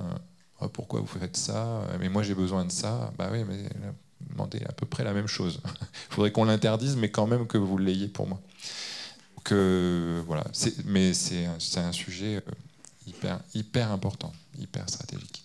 Est-ce que vous sentez chez eux aussi cette volonté de s'impliquer plus fortement Ça, c'est aussi le sujet, c'est que l'implication et l'engagement a changé. Participer à des AG de coopératives le samedi soir, c'est pas un sujet aujourd'hui. C'est plus comme ça que ça va fonctionner. Mais Biocoop est né de ça. Biocoop, c'est l'institutionnel. Je vous parlais, on va monter des collectifs, des coopératives, les statuts. On parle beaucoup de ça encore. Voilà. Et donc, on est vraiment dans le côté institutionnel. Et donc, oui, l'implication. Et on voit bien, même dans l'ensemble du monde de l'économie sociale et solidaire, ce monde-là, aujourd'hui, est percuté par le monde des startups. Je discutais avec une structure de l'ESS qui construit des habitats partagés. En gros, l'idée, c'est de se dire, on reprend des friches et on fait de l'habitat partagé avec voilà. Ils sont en SIC, formidable, hein, franchement. Ils ont monté un projet en 7 ans. Voilà. Alors, le projet est superbe. Et ils me disaient, il y a 2 jeunes, ils ont débarqué, ils ont fait une start-up, ils ont levé X millions d'euros et ils ont fait 5 projets en 5 ans. Alors, et ça, c'est exactement ce qu'on doit appréhender et embrasser au sein de Biocoop. C'est-à-dire comment on passe de cette logique très institutionnelle, le chemin est tout aussi important que la finalité, etc. Oui, évidemment, c'est important de dialoguer, de discuter, mais comment on passe à l'impact, etc. Mais c'est ce que je disais tout à l'heure, hein, le sujet de passer dans une logique de preuve pour Biocoop, c'est assez récent. C'est-à-dire que jusque-là, on disait, voilà, on fait ça, ça suffit. Non, aujourd'hui, les gens disent, oui, mais moi, quel est mon rôle? qu'est-ce que vous avez comme impact, voilà, si je vous donne mon avis, qu'est-ce que vous en faites? Bon, bah, dans une AG, les gens ils lèvent la main, il y en a. Voilà. Et ça permet aussi de. Voilà. Donc, et là, j'ai pas complètement la réponse, mais notre appréhension des réseaux sociaux est quasi nulle. Et quand je dis ça, c'est collectif. Enfin, on est mauvais. Enfin, voilà. J'ai tenté un tweet sur les pesticides il y a 10 jours. Je m'en suis pris plein la gueule sur Twitter. Mais en fait, le problème, c'est pas tant le fait que je fasse un tweet et que je me fasse aligner sur Twitter. Je me doute bien que c'est comme ça. Mais ce qui me surprend le plus, c'est qu'il n'y a personne pour me soutenir. C'est-à-dire que les pro-bio ou pro-anti... Alors, je ne sais même pas où ils étaient. Et ça, moi, c'est plus ça qui m'a énervé que le fait que les autres m'attaquent. Parce que je me dis, bon, les McLesguy et compagnie, on sait très bien... Voilà. Mais c'est intéressant en tout cas. Et justement, là, on revient au conso et à l'autre modalité, aux citoyens, comment on l'appréhende. Bah, je pense que c'est ça qu'on doit toucher du doigt. C'est-à-dire comment on crée une communauté suffisamment solidaire et engagée. Et il faut peut-être pas beaucoup de monde, il faut peut-être que 20 000, 30 000 personnes, mais qui sont prêts à aller au front et voilà. Et puis pas seulement regarder ce qui se passe et voilà. Oui, Gérald Baffray. Je partage avec vous au niveau du consommateur qu'il faut remettre au centre de l'intérêt, parce que c'est quand même lui qui achète, in fine. Mais quand je regarde autour de vous, quand je regarde qu'en 2022, de mémoire, il y a eu quasiment 200 magasins bio qui ont fermé les portes. Quand je regarde même chez Biocop, je crois que c'est 30 ou 40 qui ont dû fermer leurs portes. Qu'est-ce que vous faites face à ça?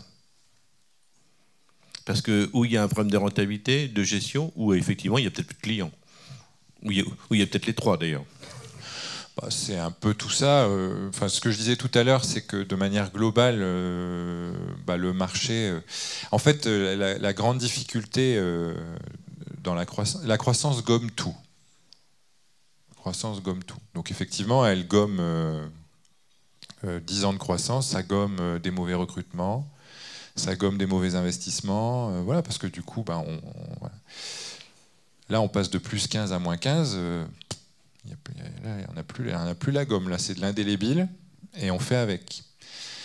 Moi, ce que je peux dire, c'est que dans l'analyse qu'on fait, il y a 50%, même un peu plus, de nos fermetures, c'est des fermetures de groupes, parce qu'on a des sociétaires qui ont plusieurs magasins, qui ferment 1 ou 2 magasins de leur groupe pour préserver l'existant. Donc là, bah oui, après, là, c'est un jugement. Après, on peut dire ils ont mal géré, ou ils se sont trop développés. Après, il y en a aussi qui ont tenté des projets, de se dire je vais faire un petit magasin de 50 mètres carrés en milieu rural. Quand on est en croissance à plus 15, on le paye. Et puis quand on est à moins 15, on se dit non, en fait, on ne peut plus avoir de... Voilà. Donc après, est-ce que ça n'a pas rencontré ses consos? Est-ce que la Biocop n'a pas réussi à faire suffisamment de pédagogie? Je sais qu'à Gap, là, ils ferment un magasin de ce type-là, qui a été ouvert. Et il y a une pétition. Mais on a aussi envie de dire aux consommateurs, fallait y aller au moment où c'était ouvert, quoi. Enfin, et oui, de se rendre compte que voilà. Et ça, après, il y a les deuxièmes, et ça, c'est le plus difficile, c'est ceux qui ont construit leur magasin et leur business plan en 2019 quand tout allait bien. Donc eux, ils ont calé leurs investissements sur de la croissance. Donc eux, bam, ça tombe. Et là, c'est assez injuste. Et il y en a un quart, c'est des magasins qui n'allaient pas bien avant. Donc ceux-là, de toute façon, ils étaient sous perfusion complète. Donc voilà un peu l'analyse que je fais. Après, pour être un peu plus... on parle depuis tout à l'heure du lien au territoire, de l'engagement dans le collectif. Et il y a beaucoup de sociétaires qui disent franchement, on ferme un magasin, on a l'impression de lire que ça dans les journaux, les Biocop ferment, les Biocop ferment. Et comme vous l'avez dit, on pèse 50% du marché. On en a fermé 36 sur 220, on en a ouvert 42. Et c'est nous qu'on voit en première page, dans Ouest France, partout, dans la PQR, c'est Biocop ferme. Donc il y a effectivement le fait qu'on soit les leaders, donc les plus gros, les plus visibles, les plus connus.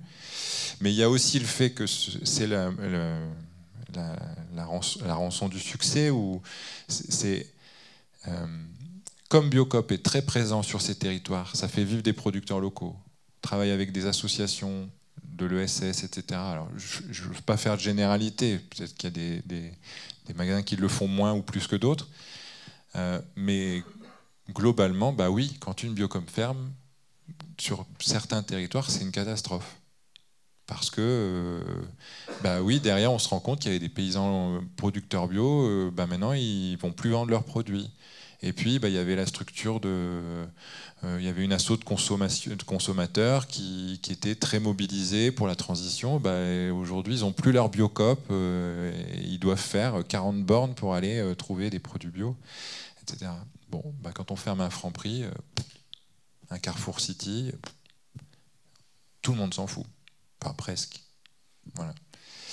Donc, oui, bah, après, qu'est-ce qu'on fait on a mis en place plein de plans de soutien, on a mis des moyens, mais après, c'est pas à perte, quoi. Si le magasin n'est pas viable, bah, on accompagne plutôt à la fermeture. Après, encore une fois, les sociétaires sont indépendants. Hein. Il y a aussi des sociétaires qui ont fermé un peu vite, plus guidés par la peur que par la réalité. Et moi, ce que je peux dire, c'est que là, ça va mieux. Enfin, en tout cas, depuis 2-3 mois, nous, on sent un petit frétillement. En tout cas, en termes de fréquentation, on ne sera plus jamais sur des croissances qu'on a connues, mais la fréquentation remonte et c'est plutôt encourageant. C'est-à-dire que les gens font toujours des arbitrages, effectivement, ils font attention à ce qu'ils achètent, mais ils viennent toujours. Alors, le discours hyper anxiogène, moi, je ne le tiens pas. Je suis assez optimiste. Et pour Biocop, je suis très optimiste. Par contre, je suis un peu moins pour les filières et ma crainte, c'est que le bio redevienne un marché de niche. Et là, là, pour le coup, l'impact sur la transition et la première ligne de notre charte, on ne l'atteindra pas. Ou on remettra encore un peu de temps. Voilà. Merci. Est-ce qu'il y a encore quelques questions ? J'avais plutôt une question sur le modèle Scope. Je ne sais pas si c'est possible, avec l'autre intervenant. Monsieur Fleureau. J'avais une question, je voulais savoir si l'ensemble des salariés faisaient partie de la SCOP et comment ça se passait en termes de recrutement, s'ils intégraient directement la SCOP, s'il y a eu besoin d'un certain temps, plus sur ce fonctionnement. Alors, ça dépend de vos statuts. Vous pouvez rentrer comme salarié. Ce n'est pas une obligation dans toutes les SCOP d'être associé. Certaines, c'est une obligation. Sinon, le recrutement se fait normalement, il n'y a pas de souci. Je ne vois pas la personne. Oui. Est-ce que c'est un frein aussi pour les salariés s'ils rentrent, c'est par exemple au bout de 2 ans.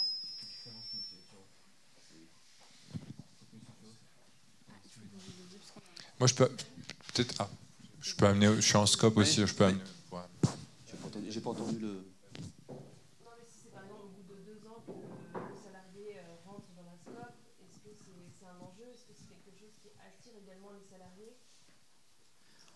Bah, c'est aussi fidéliser. Si vous rentrez dans une entreprise, vous savez que le module c'est une scope. Je ne comprends pas trop ce que vous. Aujourd'hui, j'ai une certaine complexité en termes de recrutement, et je ne sais pas si le fait d'avoir une scope, ça peut permettre de plus fidéliser ces candidats. Comment est-ce que ça se passe aussi pour ça fidélise forcément les personnes de venir en scope, comme je vous l'ai expliqué. Ils deviennent quand même patrons de l'entreprise et tous vos bénéfices, vous les partagez à part égale. Donc, quand vous arrivez sur le monde du travail, je pense que vous regardez un petit peu. Financièrement, c'est quand même c'est très intéressant quand même. Face à ça, il y a quand même de nombreuses personnes qui ont plus peur de s'engager et qui vont forcément qui vont pas être attirées par ce modèle-là. Bah, vous n'avez aucune crainte à avoir quand vous rentrez dans une scope. Si vous rentrez, si c'est pas une scope, c'est la même chose. Je pense que je sais pas si vous pouvez répondre, mais après, c'est des questions de vision. Après, nous, on n'a pas rendu obligatoire, par exemple. On n'a pas fait ce choix-là. Il y a des structures qui le rendent obligatoire. Donc, au bout d'1 an, on est obligé de candidater. Sinon, on perd son contrat de travail. Donc après, c'est un choix, mais là, le risque, c'est de se retrouver avec des associés qui n'ont pas envie d'être là, donc c'est pas forcément évident. Après, je comprends votre question aussi sur le fait de est-ce que la SCOP permet le recrutement? Moi, je suis pas hyper convaincu de ça. Je pense que ça fidélise, mais comprendre une SCOP, surtout quand on n'en a pas connu dans un entretien d'1 heure, je pense que c'est pas possible. Mais là aussi, ça dépend des dirigeants, voilà, de la manière dont ils posent le sujet. Mais là, nous, on s'est posé la question de le rendre obligatoire, par exemple. Parce qu'effectivement, on avait plus de mal à ce que les salariés deviennent associés.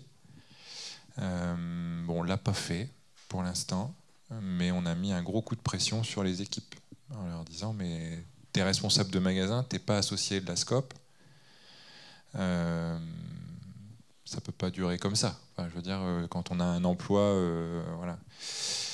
Mais après, oui, le recrutement, je sais pas si ça a vraiment un impact. En tout cas, si la motivation du passage en SCOP, c'est le recrutement, je pense que ce sera déceptif. Ça peut aider, mais il faut d'autres motivations. Je pense qu'il faut trouver des motivations de collégialité, de coopération. Voilà, c'est une transformation profonde quand même. Il faut accepter d'être élu par ses collègues, par exemple. C'est pas un exercice hyper simple. Tous les 3-4 ans, et chaque année, on dit son salaire devant tout le monde, etc. On a une petite question chaque minute. Bon, pourquoi tu gagnes autant? C'est intéressant.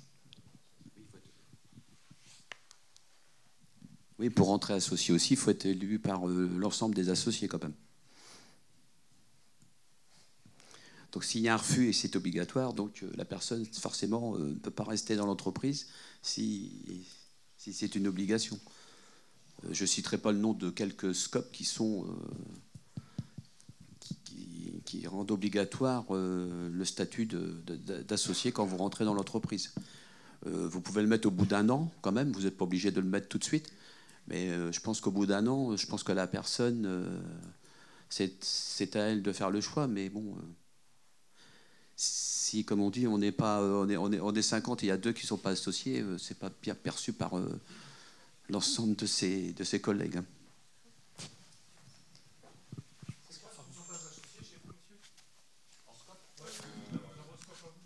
Dans la mienne, nous, on est... après, on a eu beaucoup de développement. On a ouvert des magasins, donc on a eu beaucoup de turnover au début. On est 9 associés sur 36, et à l'AG, dans 15 jours, on a 7 entrées.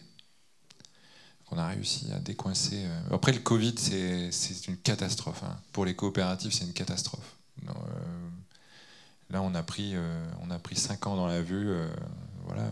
Nous, on a ouvert un magasin le premier confinement. Donc, nous, on l'appelle le magasin Covid. C'est-à-dire qu'ils n'ont jamais rien vécu ensemble. Ils n'allaient pas boire de coups, ils faisaient rien. Ils parlaient avec des masques. Donc pour créer une dynamique coopérative, c'est pas facile. Donc là, ça y est, ça fonctionne. Donc 7, ça va faire 16 sur 36. Pour moi, une SCOP saine, c'est au moins la moitié. Donc on n'y est pas encore. Mais après, ça va remuer. 7 nouveaux entrants, il va falloir leur expliquer comment... Voilà.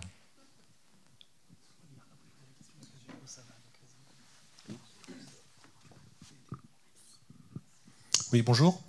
Je vais m'adresser à M. Floreau. Je suis gérant d'une Biocop en SARL et pas en SCOP. Mais ça a toujours été un de mes projets. Et un des freins, c'était quels sont les leviers de motivation pour que les salariés viennent pour une SCOP? Quel est le succès de votre entreprise? Parce que bravo, autant de réussite. Est-ce qu'il y a du turnover? Est-ce que le processus des décisions, il y a de l'inertie ou pas? Et la dernière chose, je doute qu'on vienne dans une SCOP uniquement pour l'aspect financier et retraite. C'est une gouvernance démocratique. Dassault, c'est chacun, comme on vous l'a dit, quand vous rentrez dans une SCOP, vous participez aussi à la vie de l'entreprise. Nous, je vous l'ai peut-être pas dit tout à l'heure, mais j'ai commencé en SARL. Aujourd'hui, on est en SA parce qu'on est 49. Notre chiffre d'affaires fait qu'on est passé en SA. J'ai un conseil d'administration qui est de 13 personnes. C'est vrai que c'est pas toujours facile aussi de prendre des décisions parce que vous êtes le dirigeant, vous savez qu'il faut vraiment aller là et ça peut mettre des freins à l'entreprise. Mais franchement, moi je vous dis, le turnover, il n'y en a pratiquement pas.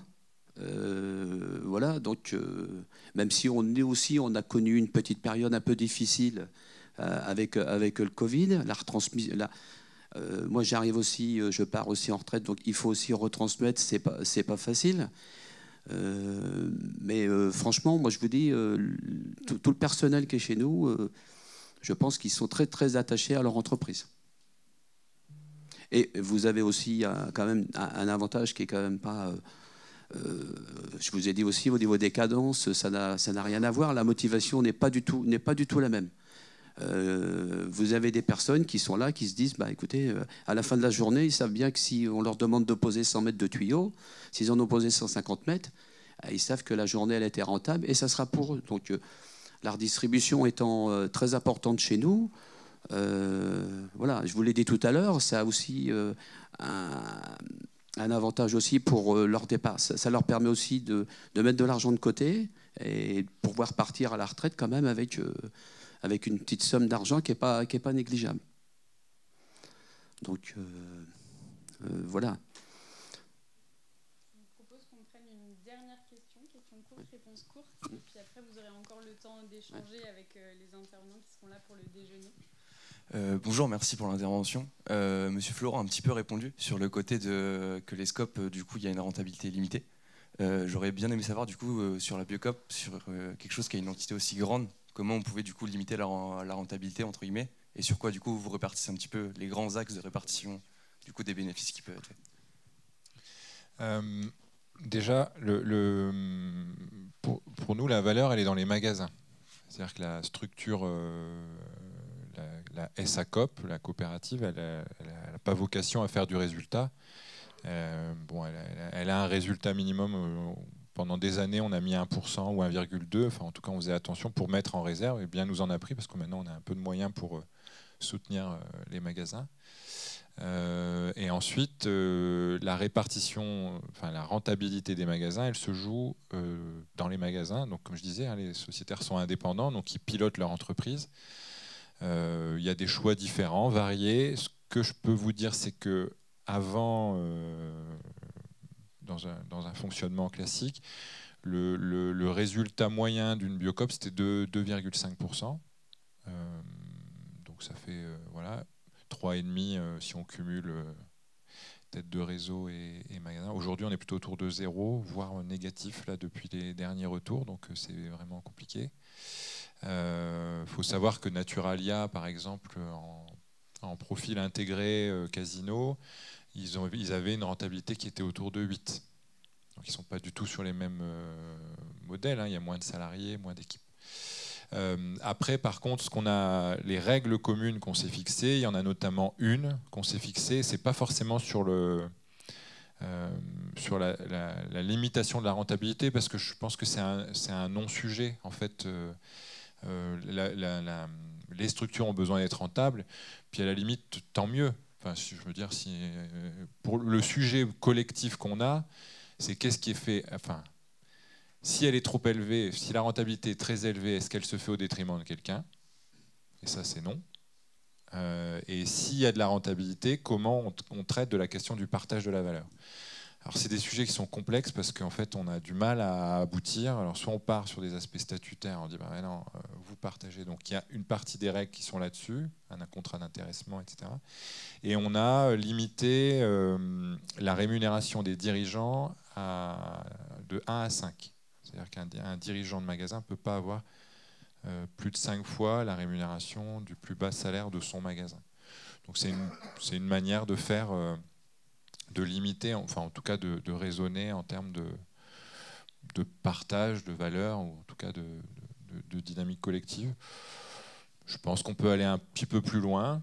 C'est pas les sujets sur lesquels on a le plus de facilité à s'entendre, mais en même temps c'est compréhensible par la complexité de la diversité. C'est-à-dire que y a des magasins qui vont donner un 13e mois, il y en a qui vont pas le faire, il y en a qui vont... Voilà, j'en sais rien, ils vont être très cool sur les horaires, sur des dynamiques collectives, d'autres beaucoup plus mécaniques, beaucoup plus industrielles. Et en plus, après je vais essayer de faire vite, mais les salariés, tout le monde est différent. Donc en fait, il y a des salariés qui ont besoin de consignes, besoin d'être encadrés. Enfin, c'est pas des salariés, c'est les gens en fait en général, hein, même dans la politique ou autre. Il y en a qui ont besoin qu'on leur dise c'est comme ça que ça va aller, et puis tout va bien se passer. Et puis d'autres il faudrait qu'ils soient en holacratie ou en entreprise libérée, en totale autonomie, etc. Et en fait, il y a de l'inconfort des deux côtés. Mais la question de partage de la valeur, pour faire peut-être un parallèle avec l'amont, c'est intéressant parce qu'on a voté il y a 1 an et demi l'idée d'être complètement transparent, enfin d'aller vers la transparence sur nos partages de valeur des produits. Donc vous voyez des fois l'affichage du lait, la brique de lait, avec tant va. Et donc c'est compliqué de trouver les chiffres, etc., notamment sur des produits transformés. Les produits bruts, c'est assez simple. Et en fait, ceux qui résistent le plus à cet affichage-là, c'est les producteurs eux-mêmes, qui disent mais en fait on se tire une balle dans le pied parce que je sais pas moi, sur un produit comme le lait où il y a une mise en brique, une première transformation, etc., ben en fait la part du producteur laitier, elle est en regard consommateur, elle peut sembler petite. On va se dire, ah bah tiens, j'ai pas le chiffre en tête, donc je vais dire. Alors que sur la pomme, par exemple, bah, il y a une grande partie qui va au producteur, parce que c'est un produit non transformé. Et le sujet, il n'est pas là. Le sujet, c'est la question de l'équité. Parce que c'est pas parce qu'on a 80% du produit qu'on vit bien. Peut-être que le producteur de pommes qui a 80%, au final, ça fait une belle affiche, bah, il gagne moins de 300 balles et il est obligé d'arracher pour chose. Et un producteur le lait qui va avoir 12% du produit fini, il va être très heureux avec ses 40 vaches. Et voilà. Donc en fait, c'est hyper compliqué. Donc là, après, on rentre dans le marketing, voire greenwashing, etc. On n'a pas trouvé ce chemin-là encore collectivement. En tout cas, nous, notre réponse, c'est le commerce équitable. Mais pour le coup, comme sur la question du partage de la valeur dans les magasins, c'est inexplicable. Voilà, je suis obligé de prendre quasiment 5 minutes pour expliquer comment on pense la répartition de la valeur. Évidemment qu'en caisse, en 15 secondes, il vaudrait mieux avoir une affiche en disant oh bah, chez nous, je sais pas, il y en a qui font ça, hein, c'est des belles affiches vertes. Bon, voilà, nous on le fera pas. Après, le sujet, c'est le commerce équitable. En fait. Et le sujet sur c'est l'ESS, économie sociale et solidaire. C'est comment on a des valeurs de partage du pouvoir et de la richesse. Merci beaucoup. Je trouve que c'est un beau mot de la fin. Bah, j'étais en train de penser tout à l'heure pourquoi on fidélise aussi tous les salariés dans l'entreprise. Quand je vous ai parlé de 68% de part de travail, il faut savoir que cette part de travail, elle est partagée au temps de présence. Voilà. Ça n'a rien à voir avec le niveau de salaire. Donc le plus bas salaire jusqu'au plus haut salaire, la prime, c'est exactement la même pour tout le monde. Donc je pense que c'est très revalorisant pour les gens qui sont dans le bas de l'échelle.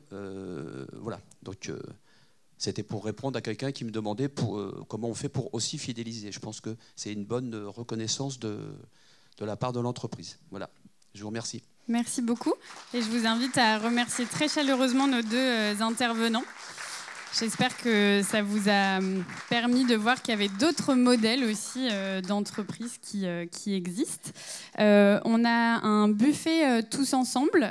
Vous pourrez donc continuer à échanger avec les intervenants si vous souhaitez ou prendre sur le pouce pour partir. Et juste, on a un tout petit mot parce que ce buffet, c'est aussi un buffet qui est collectif avec Clémence qui va juste vous partager comment est-ce qu'on a construit ce déjeuner. Merci beaucoup. Alors pour ce buffet, on peut remercier Diana du Greedy Guts. Donc le Greedy Guts, c'est un restaurant végétalien, 100% végétalien et fait maison que vous pouvez retrouver rue de Bras dans le centre-ville de Caen. Donc elle nous propose des wraps toastés végétaliens avec des légumes de saison et du houmous. Et vous pouvez retrouver la description à côté des wraps. On peut également remercier Marc Véron, qui est gérant de la Biocop Passage Démogé à Caen, qui nous propose aujourd'hui des cookies et galettes Biocop. Et il nous a aussi rapporté du cidre bio normand, et voilà le cidre, et du jus de pomme breton. Et on peut également remercier Jérôme Tison de la société Arbre en Bois qui a conçu en fait un distributeur de pâtes molles en vrac. Et donc il nous a rapporté aujourd'hui un yaourt bio qui vient d'une ferme dans le Calvados. Voilà, bon appétit.